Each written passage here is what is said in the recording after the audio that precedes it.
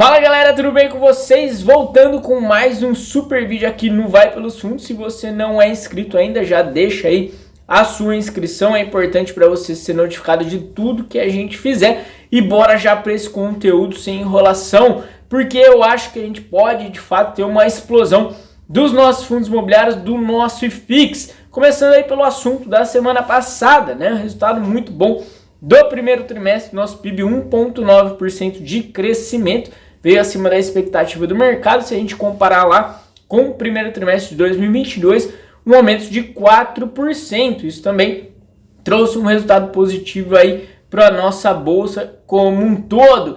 E por que isso é relevante para os nossos fundos imobiliários? Bom, o mercado imobiliário ele tem uma relação muito forte com o crescimento econômico. Se a gente observar, isso é natural, até na sua região você vai reparar, se a economia vai bem, o mercado imobiliário se aquece e fatalmente isso acontece também com os fundos imobiliários. PIB crescendo, mercado imobiliário crescendo, FII crescendo. Se você acha que eu estou mentindo, então olha só esse gráfico aqui. A nossa economia teve ali um período bem crítico de derrocada a partir de 2013, especialmente 2014, com crescimento só de 0,5%, e depois 2 anos seguidos de queda do nosso PIB, menos 3,5% praticamente em 2015 e 2016. E o que acontece nesse período com o nosso IFIX? A gente tem uma queda do IFIX entre 2013 e 2016 de 14%, uma queda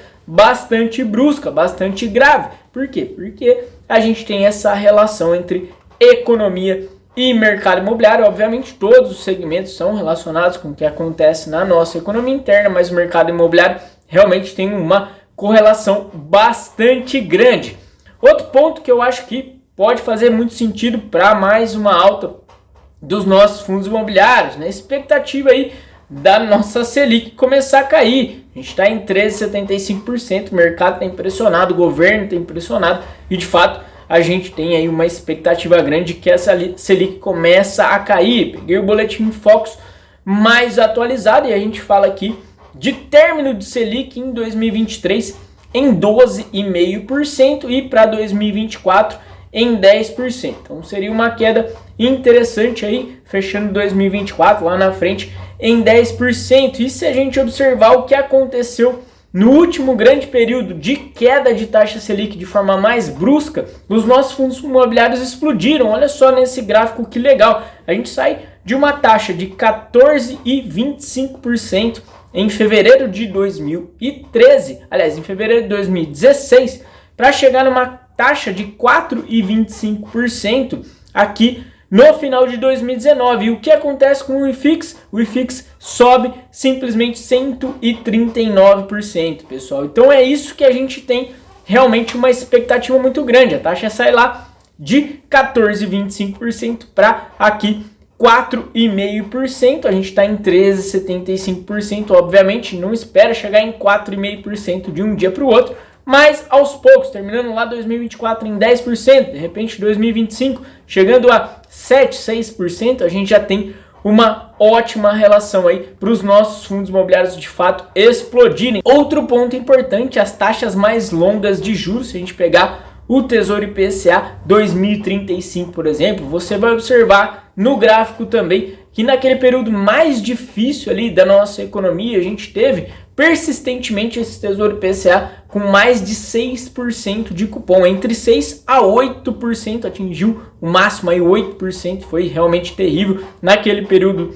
de 2014, 15 e 2016. Se a gente pegar recentemente, a gente estava aí com esse Tesouro IPCA pagando 6,5% e nos últimos 2 meses uma queda bem vertiginosa das taxas do Tesouro IPCA 2035, hoje abaixo de 5,5%. E para quem, né, fala, a gente não tem que falar de FIX com Selic, então compara aí com juro longo. Quem gosta de juro longo tá aí, comparação com o NTN-B 2035. Agora, é óbvio que uma Selic persistentemente longa, não é só bater uma taxa Selic alta, uma Selic persistente alta, de fato, trabalha muito contra a renda variável como todas. A renda fixa está sugando recursos e trabalha, obviamente, contra os nossos fundos imobiliários. Outro ponto que eu acho bastante relevante para a gente observar é a nossa inflação, ela está muito mais contida. Por exemplo, se a gente pegar lá em abril de 2022, a gente tinha um IPCA acumulado de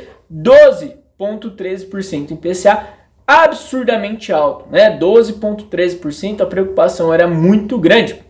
E hoje, se a gente pegar o nosso IPCA, ele está abaixo de 4,65%, então muito mais interessante a condição. O gráfico mostra para a gente realmente uma queda vertiginosa em mais, né? Nos próximos meses a gente deve ter período de inflação ainda mais baixa. É bem verdade que no ano passado a gente teve 3 meses deflacionários, julho, agosto, setembro, que não deve se repetir, porém se a gente mantiver uma taxa de inflação mensal baixa, coisa de 0,30, 0,40, ok, a gente vai terminar o ano com uma inflação bem interessante. E se a inflação tá baixa, também é um ponto positivo aí para a gente buscar ativos, né, de renda variável que possam pagar alguma coisa mais interessante também, saindo só da renda fixa. E por fim, o outro ponto que eu acho que também é relevante você levar em consideração: crescimento dos investidores de fundos imobiliários. Se a gente observar, lá em 2018 a gente encerrou o ano com um pouco mais de 200 mil investidores, tá?